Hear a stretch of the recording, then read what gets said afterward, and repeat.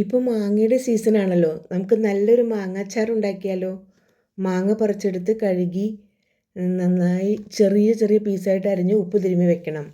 ഒരു ഉരുളിയിലേക്ക് നല്ലെണ്ണ ഒഴിച്ച് കടുകിട്ട് പൊട്ടിക്കഴിഞ്ഞാൽ ഉലുവ ഇട്ട് കൊടുക്കണം.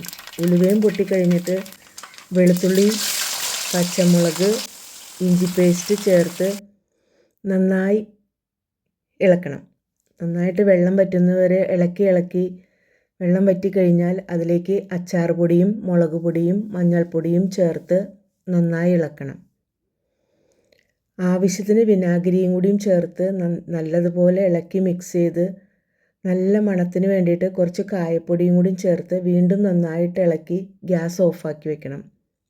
അതിനുശേഷം നമ്മൾ അരിഞ്ഞു വെച്ചിരിക്കുന്ന മാങ്ങ ഇതിലേക്ക് ചേർത്ത് നന്നായി ഇളക്കണം. അപ്പോൾ നല്ല സ്മെല്ല് വരും. നമ്മുടെ അച്ചാർ റെഡിയായി. എല്ലാവരും ഉണ്ടാക്കി നോക്കണം. എൻജോയ്.